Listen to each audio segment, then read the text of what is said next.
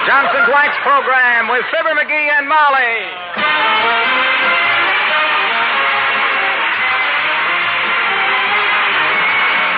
The makers of Johnson's Wax products for home and industry present Fibber McGee and Molly with Bill Thompson, Gail Gordon, Arthur Q. Bryan, and me, Harlow Wilcox. The script is by Don Quinn and Phil Leslie. Music by the King's Men and Billy Mills Orchestra.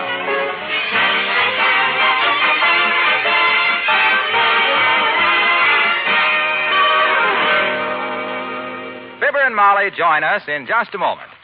The easiest and best way to make a waxed floor look its shining best is to buff it with an electric polisher. And if you don't have one, here's good news. Once again, the famous Johnson's electric polisher is available in nearly every neighborhood. You can rent one at a surprisingly low cost. The Johnson's electric polisher takes all the work out of buffing. You merely flick a switch and guide it across the floor. You'll be surprised at how quickly you can polish every floor in your home. Polish them to such a hard, gleaming luster that just an occasional light dusting will keep them bright and clean. You know, of course, that there's no finer wax for your floors than genuine Johnson's paste wax. Now try the easiest and best way to buff Johnson's paste wax to a protective, mellow beauty. Rent a Johnson's electric polisher from a dealer in your neighborhood. Or if you prefer to own one, the price is $44.50. Use it with genuine Johnson's paste wax. They're a perfect team for bringing out the beauty of your floors. Look on the bright side, shine up the right side, bring out the beauty of the home.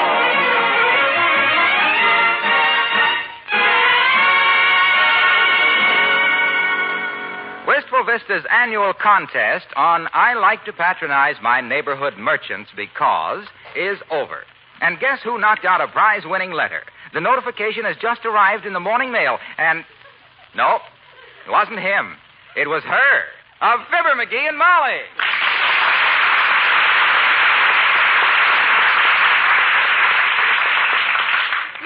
McGee, I won. Isn't that exciting? I won a prize. Imagine, the first contest I ever won, dearie. Well, gee, that's wonderful, kiddo. Congratulations. Sure. We'll sell the electric refrigerator because we already got one. What? We'll keep the car and sell our old one. You keep the mink coat and I'll learn to fly the airplane. We can take the trip to Honolulu while they paint the house and refurnish the living room. Then when we get back... McGee, wait a minute. Huh? I didn't win all that stuff. I just won a new... What do you mean, all that stuff? Why, that's hardly anything in a contest these days. And if that Ralph Edwards thinks he's going to renege on all them promises, by George... This was not truth or consequences. Huh? This was the annual Wistful Vista I Like to Patronize My Neighborhood Merchant Because in 25 words or less.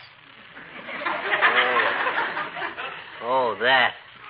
What's the first prize in that vacant lottery? Trip by motor scooter through the fish hatchery? I should say not.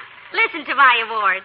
It says, this letter entitles you as winner of the first prize in the women's division to an original Easter creation by Henri, Wistful Vista's leading couturier. Isn't that marvelous? Who's Henri and what does he mean, an original Easter creation? What's he going to do, lay a purple egg? For your information, sweetheart, the word couturier means fashion designer. Huh? Oh. It's from the French words couture, meaning dressmaker, and rie, meaning we'll sew some sequins on it for another $700.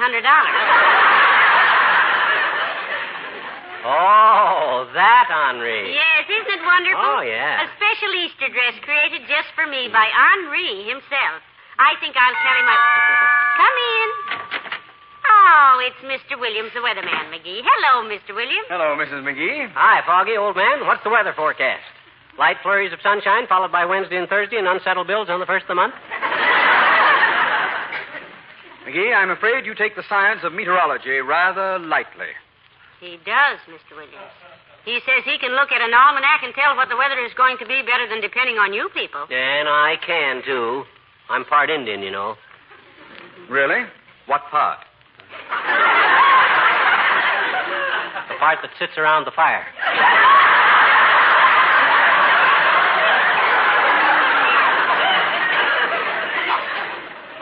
Are Indians good weather prophets, Mr. Williams? Oh, yes, indeed they are. Yeah, eh? Some Indian tribes have uncanny powers of weather forecasting. Yeah? I spent 3 years with the Camelback Indians of western Arizona, and I'm still mystified. Yeah? Every year when they performed their rain dance, it rained within 24 hours. Oh, well, that's easy explained. They just waited for a rainy day and then held the dance the day before. Oh, I don't know, McGee. Some things aren't so easily explained. Yeah? Now, I'm not superstitious, but I went to a St. Valentine's dance once, and the next day I got 12 Valentines.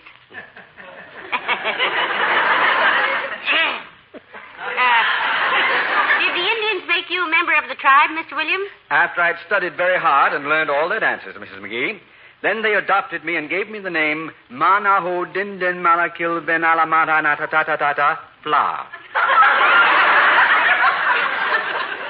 Meaning what? Clumsy. Show us how they did the rain dance, Mr. Williams, will you? Well, I'd be glad to, Mrs. McGee, but I can't dance it without a tom-tom. Oh, that's easy fixed. Here, I'll drum on the radio cavity. You all set? Mm-hmm. Go.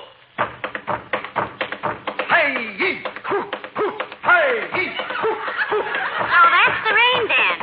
Hey, yee, hoo, hoo, hey, yee, hoo, hey.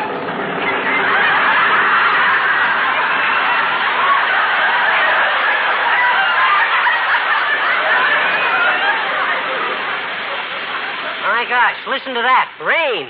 I'm sorry. I'm a little out of practice, and I guess I overdid it a trifle. I'd better get home and phone the bureau what happened. I'm afraid I might have exceeded my authority. Good day.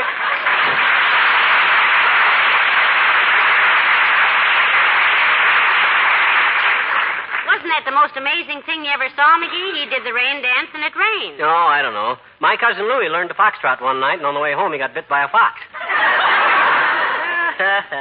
So he said, hey, if we're going to get down to this dressmaker's, we'd better snap into it, kiddo. Are you going with me? Why, certainly. You think I'm going to have some monkey try to palm off a boulder burlap on my wife that just won first prize in the women's division? Come on, get your hat. Well, I'm so glad you're coming with me because you have such good taste in other people's clothes. I'll be right with you, dear. Okay, Tootsie. There goes a good kid. Imagine her slinking around town in a real Paris creation. I'll bet she'll be... Uh-oh. Now, come in. Hi, mister. Oh, hello there, Teeny. I can't talk to you now. I and Mrs. McGee are going shopping. Okay, mister. Boy, did you hear the cloudburst, mister? Did you? Hear it. I played the accompaniment for it. Well, it sure was a... Skip it. Okay. My daddy said it was raining cats and dogs for a few minutes, Yeah. but I ran right outdoors, but I couldn't see any. Looked to me just like ordinary rain. It did, eh? Boy, it... I says it did, eh? Did what? Looked just like ordinary rain. Whom to? To you. When? When it started to rain so hard a few minutes ago and you went out... I know it. Oh, gee. I hope it clears up from Easter, Esther. Huh? I said I hope it clears up for Easter, mister. Oh. I said, oh. You got big plans for Easter, sister? Oh, I sure have, I bet you. First Yeah? thing in the morning, I'm going to feed Susie some carrots and lettuce. Who? Susie. Oh, your pet rabbit, eh? No, Susie's my little sister. Huh? She hates vegetables. Oh, I see. Then after Sunday school, I'm going to take my paint box and creep into my daddy's bedroom and paint him all red and green and orange and purple and everything. I hope I can do it without waking him up, I bet you. Well, that seems like kind of a messy trick to play on your father on Easter Sunday, sis. What's the idea? Well, mister, I just got thinking it over. He's awful good to me. Well, yeah, but that's all the more reason why. I just thought to myself, Teeny, I thought, Uh-huh. why don't you paint your daddy some pretty colors so he'll look nice for Easter? Oh. He's been such a good egg.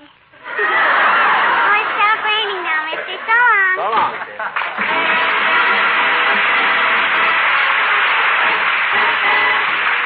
Billy Mills and the orchestra and Saturday Date.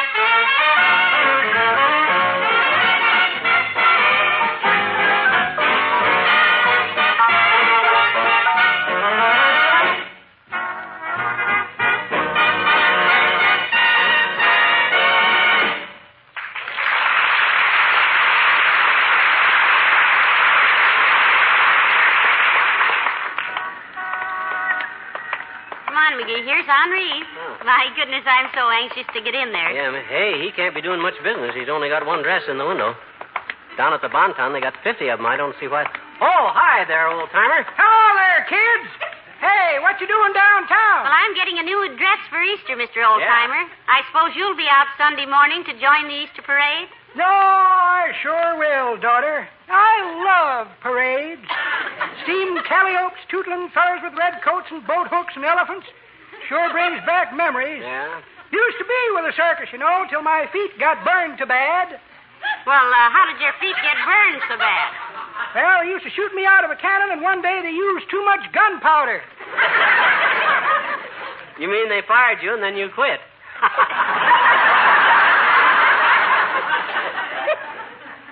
Son, it was no joking matter. No? I had a feeling something was wrong that sultry afternoon in Fort Wayne, Indiana, in July 1889. I crawled down into the cannon while the crowds cheered. Then I heard the fellow pouring in the gunpowder, the scratch of a match, and boom. Yes? Next thing I knew, I was 8,000 feet over Cleveland, Ohio, headed northeast, with my shoes burned off and 3 friends back in my dressing room waiting to play pinochle. Spoiled the whole game. Be that as it may, and speaking of parades as I used to carry the front of the bass drum, too. Yeah? But I had to give that up too hard on my ears. Oh, yes, they're pretty noisy, all right. Oh, the noise didn't bother me, but the fellow that walked behind and played the drum had such long arms he liked to beat my ears off. You should have stood in bed and pounded your own ear.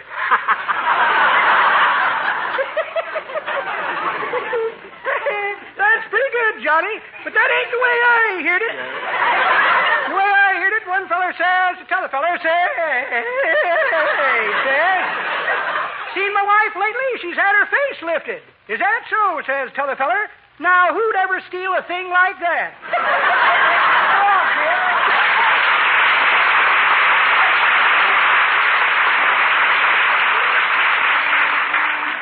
Well, let's go in and order my Easter creation, dearie. I'm so impatient.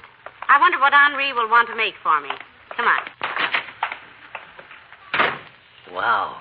What a shop. Some stuff. Wow. Is this an extra thick carpet, or is this joint built on quicksand? I'm in it up to my ankles, Molly. I can't... McGee, Huh? look. Huh? Mrs. McDonald and those other women over there. Huh? What are they staring at me for?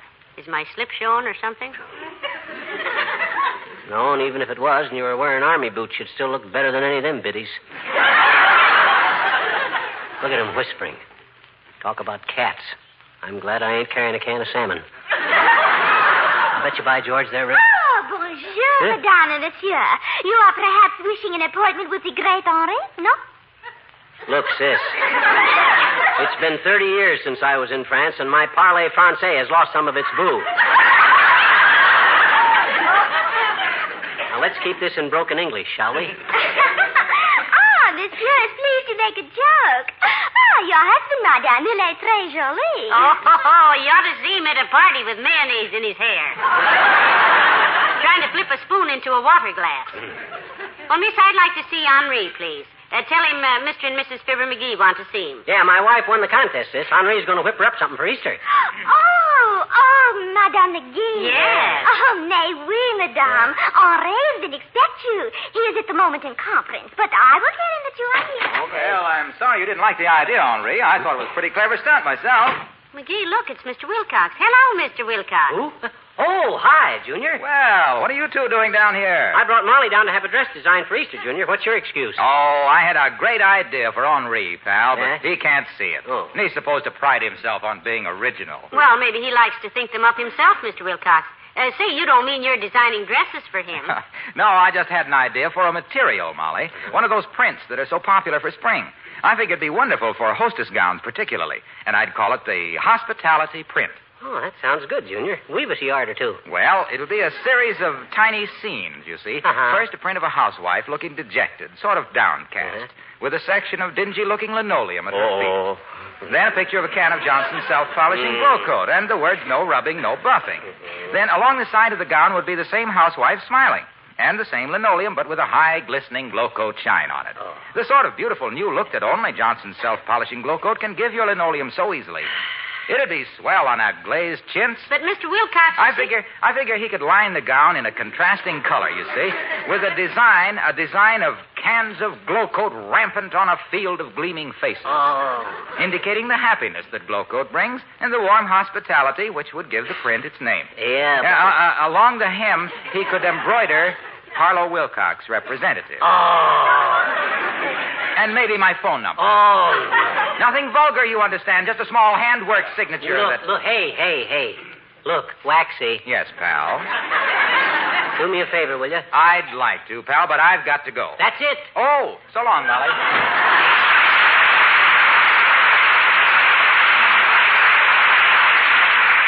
Well, I wonder when we'll see Henri, McGee. My goodness, I haven't been so nervous since graduation. Nervous? You know, the women in this town are just scared to death of him. Ah, Pata, no frilly little minuet dancing ruffle duster's going to scare us, kiddo. What's to be scared about? Well, they say he's terribly temperamental. Ah. If he doesn't like a customer... Monsieur Henri will see you now, madame. Please, 2 steps this way. Oh, yeah. Announcing Monsieur and Madame McGee. Oui. Entrez. S'il vous plaît. Oui. Well, heavenly days. So you're Henri. You know this guy, Molly? Well, I should. Huh? Remember the night we went to the Western movie and the man next to me spilled his popcorn all over us? Well, this is him. And you're Ms. McGee.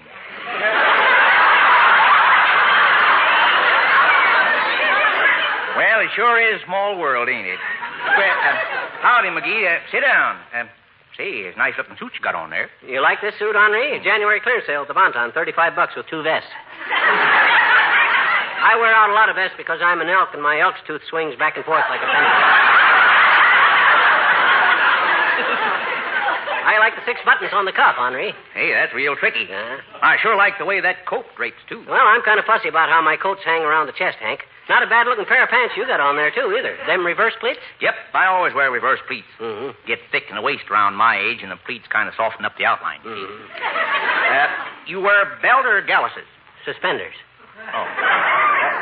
Me, too. The pants hang better. Mm-hmm. I thought I like that button-down shirt collar you got on there, too, Hank. That's nice. Well, thanks. It's mighty comfortable. Yeah. Oh, excuse me, Miss McGee. Here's a magazine you can read while we talk. What? Well, I don't want to read a magazine. I came down here to get a dress designed, remember? Oh, my gosh, she did it, that, Henri. Oh, sure. Well, now then, Miss McGee, I'm going to design you something real pretty.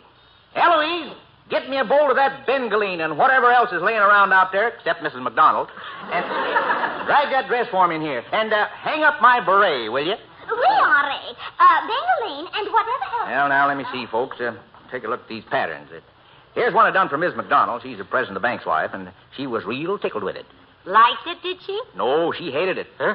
Tickled her so much she kept laughing in church. Kind of fuzzy material. Well, Hank, I think you and I are going to get along. Now, here's my idea for a dress for my wife. Now, suppose we take a few yards of décolleté, sweep it up the shoulder in a sort of a percale bodice with a line gusset to offset the dirndl. Now, McGee, I don't Well, now, think... McGee, I sure would consider that idea a long time before I threw it out. Mabel, my pincushion. Okay, Miss McGee, now take off your coat. Now, let me see here. I think maybe a nice suit, full skirt with a fitted jacket and some peplum.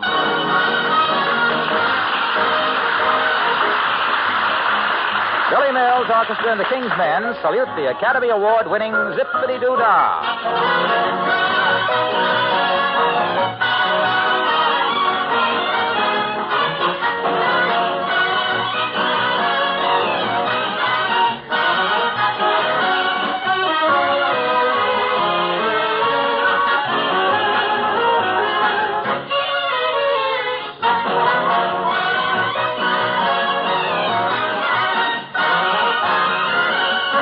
This is one of them zippity-doo-dah days.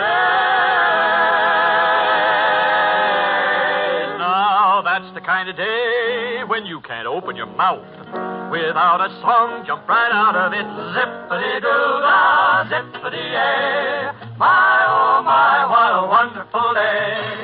Plenty of sunshine heading my way. Zippity-doo-dah, zippity-yay. Mr. Bluebird on my shoulder. It is the truth. It's actual. Everything is satisfactual. Zippity-doo-dah, zippity-yay. Wonderful feeling, wonderful day. Zip, zip, zip, zip, zippity-doo-dah, zippity-yay. My, oh my, what a wonderful day. Plenty of sunshine head my way. Zippity-doo-dah, zippity-yay. Mr. Bluebird's on my shoulder. It's really true. It's actual. Everything is satisfactual. Zippity-doo-dah, zippity-yay. What a wonderful feeling when you're feeling this way.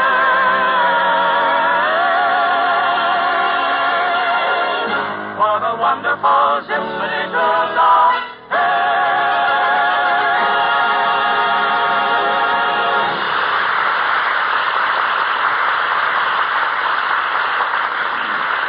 Now then, Miss McGee, we'll just pin it up a little higher on the left shoulder and drape it a little more around the left hip. There you are. Now take a look into the mirror. Why, that's beautiful, Henri. Simply beautiful. Why, George. And all with a handful of cloth and a mouthful of pins. Well, that's going to make a mighty handsome suit, Henri. Well, thanks, folks. Glad you like it. Eloise, take Miss McGee's measurements. Show her the best linings and buttons we got in the place. You just trot along at the fitting room with Eloise, Miss McGee. All right, thank you. Lead on, Eloise. Boy, you sure know your stuff, Hank, old man. Where'd you pick it up? You really from Paris? Twice. Huh? Yes, sir. I was born in Paris, Illinois, and run me a ladies' tailor shop in Paris, France in 1919. Oh. Lost my discharge papers, so I had to grow me a beard and get an accent and hide behind a dress form, see? Then I found I had a talent for it, and here I am. Oh, what do you know? I'm doing so good I could afford to throw away the accent. I was a kind of a... Hello, Henri. I was just... Oh, hello, McGee. Hi, Doc. What are you doing here? Well, I always go through Henri's shop on my way to the hospital. It's a short cut. Oh? Out the back of the post office, through Joe's Coke and Smoke, through Henri's place, around the filling station, and there I am. Hospital. Mm-hmm. Well, how is it, Henri? Oh, just swell, Doc. Have a chair and roll yourself a cigarette. Here's the makings. I haven't got time, thanks. Well, how's business with you, bag bitches? I understand you worked some miraculous cures at the hospital last month by taking a week off. That is a lie, and you know it. Those people would have gotten well anyhow. So what are you doing in here? I'm going to have Henri make Molly an outfit for Easter. Hey, that's pretty expensive, isn't it? The best is none too good for my wife, boy. Expense is no object. Hardly. No, sir. It's only money. That's what I always say. Oh, brother, listen to little string saver. Rhinestone Jim Brady. You don't impress me, Pinch Nickel. I happen to know you're so tight-fisted you didn't buy gloves all winter. You got out your golf clubs and used the mittens off your driver and your brassy. Oh, now, Doc. Oh, let him talk, Hank. Let him rave. He ain't what you might call a swift man with a buck himself. The taxi drivers around town call him No-Tip Gamble, the man with the even change. I don't believe that, McGee. Oh, thanks, partner. Well, I look forward to seeing Molly in the Easter parade, Henri. Followed at 5 paces by our little Lucius Booby in that pinstripe awning he uses for a sport coat. I mean, the one with the belted back that ought to be belted right back to the sweatshop it came from. Now, let's not get started on clothes again, fat boy. Incidentally, what do you do in a couple of weeks from now when Ringling Brothers start on the road and want their tents back? Well, I just... Well, I guess everything is all set, Henri. And thank you very much. Come on, McGee, let's... Oh, hello there, Dr. Gamble. Hello, my dear. Can I give you a lift as far as the front door? Oh, no, thank you, Doctor. I just want to... Oh, excuse me, folks. Henri is speaking. Well, now, Miss McDonald, that's kind of an embarrassing question for me to ask. Ain't ethical. Mrs. McDonald, she's one of them women that was whispering about you when you come in, Molly. Probably wants to know if Henri has any material that'll make her complexion look like Molly's. Yeah? She has an epidermis that looks like it had been sprayed for fruit flies. Now, you just hold the phone, Miss McDonald. Hey, Miss McGee, Miss McDonald wants to know who made that dress you got on. She'll give me $500 to make her one just like it. Now, don't tell me if you don't want her. Tell him, kiddo. Should I tell him? Well, I made it myself, Henri. Yeah. When we needed slip covers for the Davenport, McGee ordered too much material, so I used what was left for a dress. Yeah. Well, thanks. Hello, Miss McDonald. That model was an original Sophie.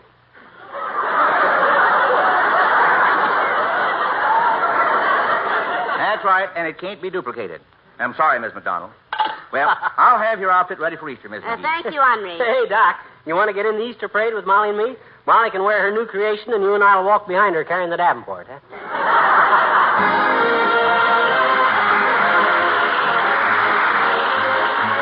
Fibber and Molly return in a moment. A friend of mine, a businessman who doesn't have much to do with housekeeping, helped his wife wax some furniture the other day. He told me about it later. He said, it's amazing how much satisfaction I got out of putting Johnson's paste wax on that table and then buffing it to a beautiful shining luster. Well, I know just how he felt. It's a very satisfying experience. You start out with a dull, ordinary-looking table, and after a little buffing, you have a table glowing and gleaming with a rich, warm, mellow glow. And then, too, it's good to know that the furniture and floors you wax with genuine Johnson's wax will stay beautiful. That shining film of tough wax will protect them and make them easy to keep clean. A quick wipe with a dry cloth will remove all dust and dirt and spill things. And you'll have added reasons to be proud of your home if you bring out all its beauty with genuine Johnson's paste wax. Look on the bright side, shine up the right side, bring out the beauty of the home.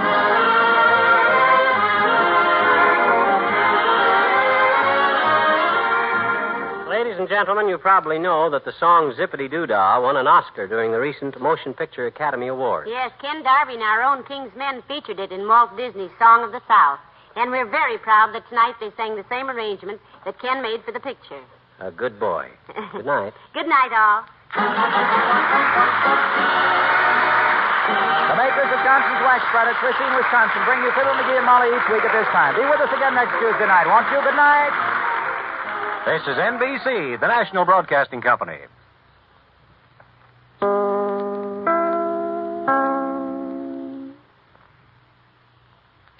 This is WMAQ NBC in Chicago.